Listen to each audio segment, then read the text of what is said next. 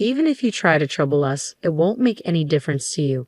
Your funds aren't needed by poor people with lowly lineage. I sighed as I completed the final check. You're closing your account, right? Please go ahead, I said, my tone deliberately mocking. Their eyes, filled with disdain, made me feel disgusted as they stared at us. I decided it was time to give those who judge others by their background a taste of their own medicine. With that thought, I smiled. My name is Tiffany, a 29-year-old office worker. Currently, I live a peaceful life with my mom while working. My dad passed away from an illness when I was young. His chronic condition had worsened early on. Despite being involved in various businesses and always busy with work, he treasured his family time, and I have fond memories of playing with him on his days off. Mom and I were initially shocked by Dad's death, but Mom, not wanting me to feel lonely, cherished our time together. Fortunately, when Dad fell ill, he ensured with his former CEO that there were enough funds secured for our livelihood. Thanks to that, I was able to go to college, and both Dad's and Mom's parents were very supportive. Especially my paternal grandparents, who lived nearby, took great care of me when Mom was at work or away. We still go back to both sets of grandparents for holidays like Christmas and spend time together. I am who I am today thanks to the support of many people. To give back, I went to a national university and got a job at a major company. I considered working at the bank my dad was supposed to inherit, but chose a career I loved instead, following the advice to do what you love. I've already handed the bank over, so there's no need to worry about it. Thanks to a fulfilling home environment and the freedom to pursue my hobbies, I had no interest in romance. But now, at a mature age, many of my friends are married with kids. This led me to think about marriage, and that's when a certain encounter happened. I never imagined this meeting would lead to a major incident. Hey Tiffany, aren't you interested in love? That was the starting point, a question from a colleague at work. We've been close since our rookie days. You know, I have an acquaintance who's struggling to find a match. He's well educated and handsome. You're highly educated too, Tiffany. Maybe you'd like to meet him. Really? I've always thought it's a waste for someone as high spec as you, Tiffany. There are even a few people in the office who are after you. She has a wide network and always shares various stories. She's living with her boyfriend she met at a party and seems very happy. She's quite concerned about my lack of romantic involvement. I had even consulted her about marriage, which led to this arrangement. A few days later, I agreed to meet a man named Joseph. The rendezvous was at a cafe. As I waited nervously, a man approached me. Tiffany. Ah, yes. Nice to meet you. You're Joseph, right? Yes. Thank you for today. Joseph's expression was blank as he looked me over. It felt like he was sizing me up, which took me aback a bit. Then taking his seat opposite me, he quickly started the conversation. What do you do for work, Tiffany? I work in sales at a company. I've always enjoyed interacting with people and sharing my opinions, which is why I chose sales. I find it fulfilling, and I love the moments when customers are happy with their purchases. What's the name of your company? I told him the name of my company. Upon hearing it, Joseph paused for a moment, then smiled. It wasn't a pleasant smile, more like one of satisfaction. My company is quite a large enterprise with good performance. We're well trusted by our customers, I added. Since he asked, I decided to return the question. What do you do, Joseph? At my question, Joseph snorted with pride and began to boast. I work at Sunrise Bank as a department head. Sunrise Bank is a really big bank, you know. The work is tough, not something ordinary people can handle. But since my dad is the CEO and I'm the successor, it's different for me. I felt a stir in my chest at Joseph's words. I was expecting a normal response, but his aggressive tone made me feel uncomfortable. Indeed, Sunrise Bank is a major bank. I knew about it due to a certain incident, but I was surprised to learn that Joseph worked there as a department head. Wow, that's impressive. Sunrise Bank is a big place, isn't it? I flattered Joseph on purpose. I saw no need to be rude, and though I suspected this would be our last meeting, I figured it was better to be polite. Pleased with my flattery, Joseph continued to boast about himself. Honestly, talking to him was painful. He occasionally listened to me, but always turned the conversation back to himself, even making outrageous comments about his lack of romantic prospects. I'm quite popular, you know, but it's always people who don't match my family background or education level that come to me, he said. I thought the problem might be his attitude, but I had already decided not to meet him again and informed my friend. As time passed, he still looked satisfied and made a suggestion. I'd really like to meet your parents. Huh? But we just met today. That's exactly why. Parents' excellence is important, especially if we're going to date, right? Inside, I screamed, I have no intention of dating you, but he seemed oblivious to my discomfort and kept pushing forward. When are your parents available? I'll have to discuss it with my mom. What about your dad? As Yosef pressed on, I felt a growing sense of disgust but couldn't find the strength to cut him off. My dad passed away when I was young. At my words, Yosef narrowed his eyes. After a moment of silence, he simply said, I see, and fell silent, pondering. Well, send me a date that works for you later. I'll adjust my schedule. No, thank you. Should we leave then? Before I could finish, Yosef stood up.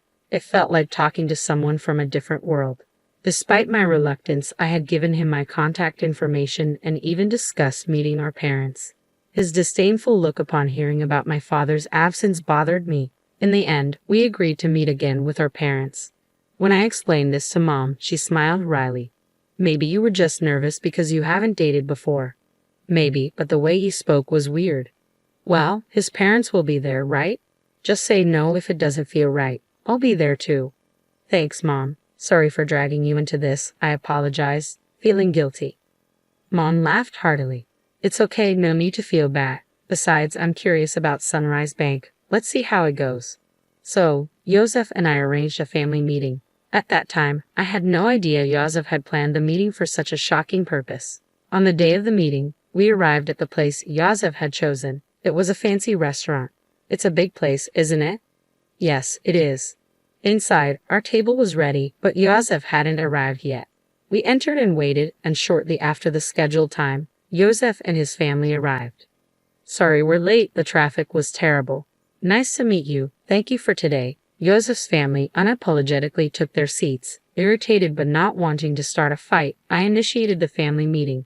After some time, Yosef's mom, Morgan, with a sly smile, spoke up. So, where's your father? Is he coming later? Huh? I looked at Yosef, but he just smirked dismissively and said nothing. I had already told him my dad was deceased. Morgan acted as if she didn't know, despite having agreed to meet our families. Mom quickly responded in my stead. My husband passed away from illness when Tiffany was young, so today I'm here as her mother, Mom responded with a calm smile. In contrast, Morgan raised her voice in an exaggerated manner. Oh my, Tiffany is from a single-parent family. I was taken aback by her words. Even after saying my father passed away from illness, her tone clearly carried malice. Being from a single-parent family, life must be quite hard, huh? But she graduated from a public university. That's commendable, right? Really, but still, being from a single-parent family, wouldn't dating her be complicated? Yosef's family's conversation left Mom and me utterly dumbfounded. Despite being present, they spoke so disrespectfully, mocking us as if being from a single-parent family was something shameful. Such words aren't suitable for a first meeting. I was injured. I retorted in a low voice, excuse me, but after Dad passed away, Mom raised me with great care. I owe my current life to her. Isn't it rude to speak about someone like that when you've just met? Morgan, however, burst out laughing. Rude? Isn't it more absurd for the daughter of a single parent to think about marrying into a high-class family?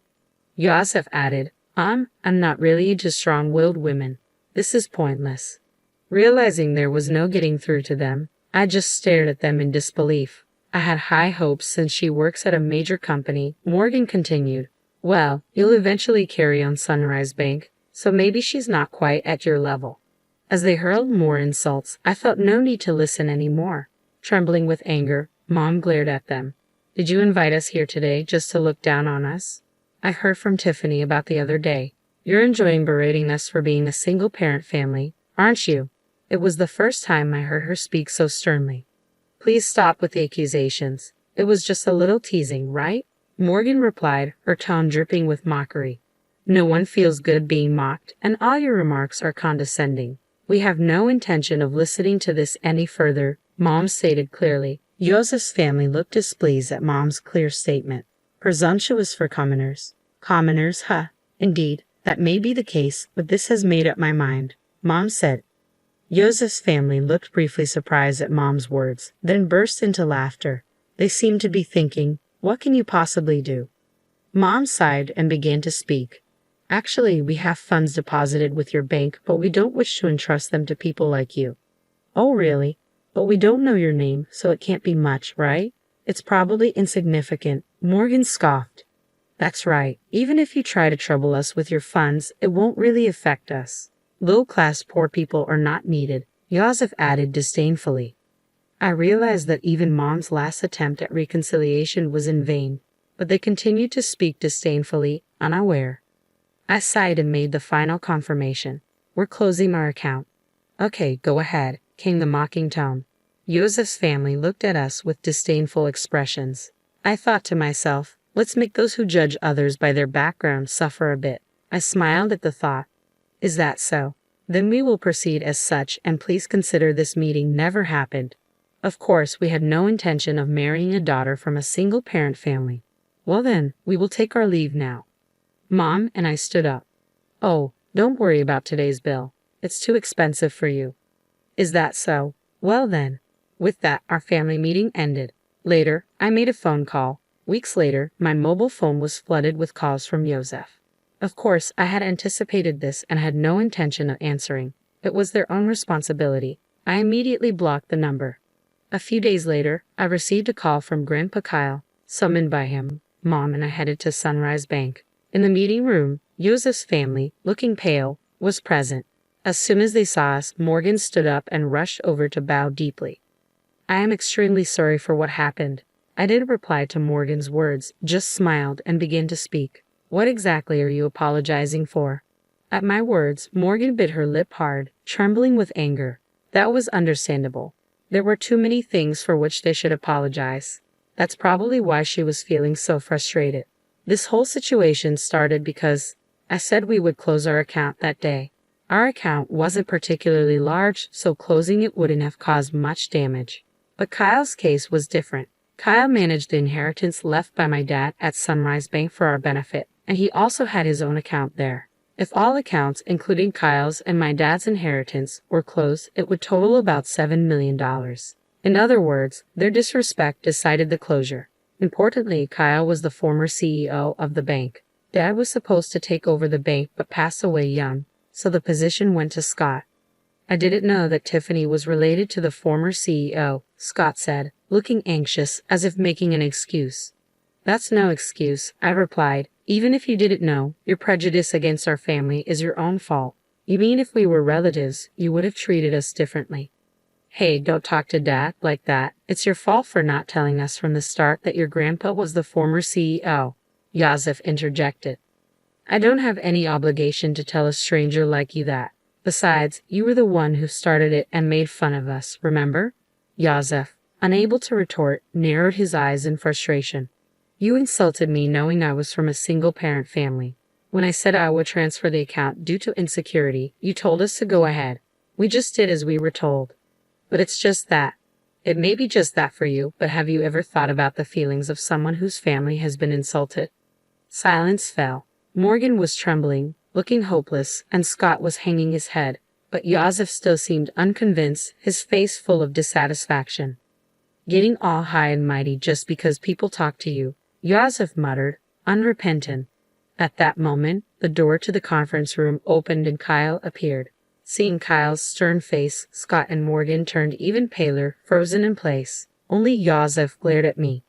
Even after giving you a chance to reflect, you're still only thinking about yourselves, Kyle said, the former CEO's presence commanding the room. It's not my fault, it's her. Watch your words. If you continue, you'll end up even more miserable, Kyle warned. Silenced by Kyle's words, Yosef glared at me again. Then, as if resigned, he burst out, No way. Who would think a single parent's relative was the former CEO? You knew I was the future CEO and came to the family meeting just to mock us. Yosef, be quiet, Kyle said sternly, glaring at him. Yosef was breathing heavily, still fuming. Future CEO, huh? Kyle then turned his gaze to Scott. Scott shrank even more under Kyle's intense scrutiny. I understand wanting to leave the bank to your son, But now that I know his mindset, it's impossible for him to continue as CEO. That's ridiculous over something like this, Scott started to retort but sat down again under Kyle's stern gaze. You still don't understand that your attitude is the problem. Though I'm retired, the board will decide. If you have something to say, say it to them. Remember, we recorded the previous conversation and this one. Don't forget that the voice recorder will serve as evidence. I took out a voice recorder and pressed play in front of the three, replaying our conversation from the other day. How dare you prepare something like that? It's unfair. It was just a precaution, but remember, you forced me into this situation. Joseph had nothing to say in return, and their faces turned pale. Thank you. We'll handle it from here, they said. Mom and I left. Ultimately, Kyle didn't transfer the funds, at least not officially. Scott was removed from his CEO position, and Joseph was demoted. Unable to handle the blow to his pride, Joseph resigned voluntarily. Kyle's influence in the financial industry meant Joseph would struggle to find work in the same field again. Whether Scott knew this or not, he seemed determined to work until retirement, but Kyle said it would be tough for him both mentally and physically. Morgan, who used to wield power as the CEO's wife, apparently started part-time work to maintain her lifestyle, but her character likely made it hard for her to keep a job. I'm really sorry, Mom said. It's okay. You didn't know, right? I replied. I only shared what happened with the friend who introduced me to Joseph. She had just heard about him through someone else and wasn't at fault. Mom was initially concerned about being a single parent, but I'm happy now and can live thanks to the support I've received. When I told her that, she smiled and said, "Thank you." After everything was taken care of, Kyle told us to come over to his house again sometime. I'm really grateful for Kyle's help in resolving the situation. It was tough, but I'm happy now, so it's okay.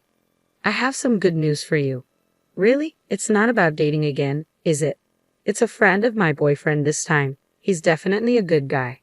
I'm not interested in dating right now, but I'm satisfied with my current life. I want to keep cherishing those who support me, and maybe someday I'll meet someone I really click with.